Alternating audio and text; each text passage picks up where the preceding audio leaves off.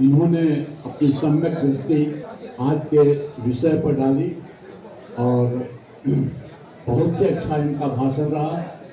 इन्होंने लगभग समाज के सर्वांगीण विकास के हर पहलू पर अपना दृष्टि डालते हुए इसके उन्नयन के बारे में भी बताया, इसलिए इनके साधुवाद के पात्र हैं। अब मैं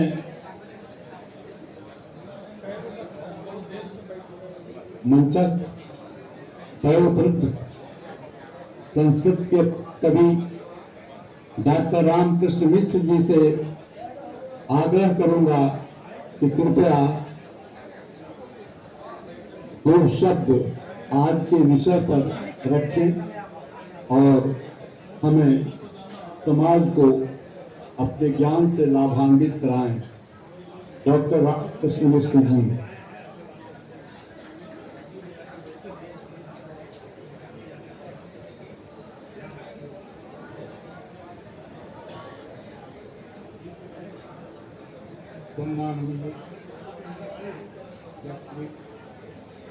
हमारे दक्षिण बिहार केंद्रीय विश्वविद्यालय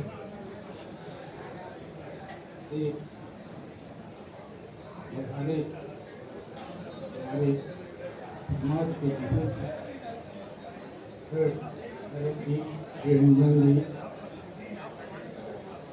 डॉक्टर सच्चिदानंद प्रेमी जी, अमरीश जी और दूर दूर से प्राय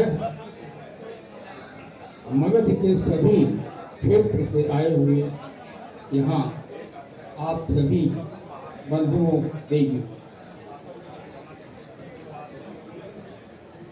आज का विषय इतना गंभीर है कि इस पर बोलना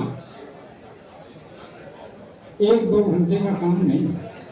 इस पर मनन की आवश्यकता होती है, क्योंकि एकता और वो भी सामाजिक एकता एक ऐसा विषय है कि जिस पर अभी आप सुन रहे थे, राजनीतिक वक्तव्य भी आपने सुना, सांस्कारिक वक्तव्य भी सुना। मैं उस सीमा में नहीं जाना चाहता, मैं दो तीन बातें कहना चाहता हूँ। भगवान ने हमारे शरीर का जो निर्माण किया है, हाथों में उंगलियां दी हैं। आप क्या सोचते हैं कि सभी उंगलियां बराबर हैं, एक हैं, एक समान है? अगर एक समान हो जाते, ये सारी उंगलियां एक समान रहती तो एक उदाहरण को देखना होगा। जब तक हम उंगलियों का उदाहरण दिया, इनके आकार में अंतर है, लेकिन इनके भीतर जो रस प्रवाहित है, जो धारा प्रवाहित है, जो रक्त प्रवाहित है, वो समान है। अगर छोटी उंगली से भी कोई गलती हो गई और उसे दंड मिला है, तो उस दंड का कष्ट सभी उंगलियों को होगा, यहाँ तक कि शरीर के मस्तिष्क को भी कष्ट होगा। हमारे समाज में भी टूटा, हमारे समाज में बहुत तरह के लोग हैं, कुछ संपन्न लोग हैं, कुछ मध्यम वर्ग के लोग हैं और कुछ अत्यंत दीनहीन अवस्था में रहने वाले हैं। आरती दिखाकर किसी तरह पूजा पाठ करके अपना जीवन यापन करते हैं। अब उनमें समरसता कैसे होगी? हमें अपनी दृष्टि को बदलना होगा। जो सबसे असहाय हैं, दयनीय अवस्था में हैं, हमें उन्हें अपनाना होगा, अपना बनाना होगा और अपने भीतर जो मिथ्या अहंकार है, इसको दूर करना होगा।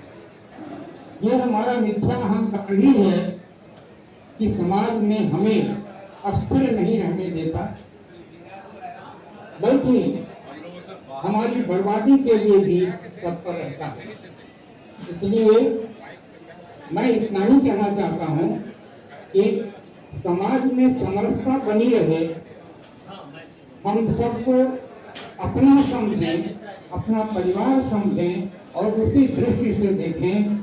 आर्थिक दृष्टि ना हो हमारी सामाजिक पिता की दृष्टि ना हो, व्यावहारिक दृष्टि में हम समरसता करें।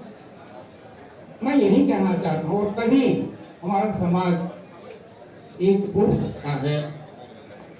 ऐसा कुछ नहीं है कि हम अगर इस कदम पर चलें, इस राह पर चलें तो हम सफल नहीं होंगे। हम होंगे, जरूर सफल होंगे, लेकिन ये प्रति व्यक्ति का कर्तव्य है, किसी एक व्यक्ति का देवेंद्र उपाध्याय का कर्तव्य नहीं है, केवल संघीय समिति का कर्तव्य नहीं है। हमारे देश में, प्रांत में बहुत सारी समितियां हैं और इन तमाम समितियों में भी आपस में समन्वय बनाकर चलना पड़ेगा। ऐसा नहीं है कि हमारी संघीय समिति है वो एकमात्र यही संगठन है, ये संघीय समिति है, इससे बढ़कर और कोई समिति नहीं हो सकती। इस भाव को त्यागना, हमें सबके साथ लेकर चलना चाहिए। इन्हीं शब्दों के साथ में आप सबको बहुत बहुत धन्यवाद देता हूँ। धन्यवाद।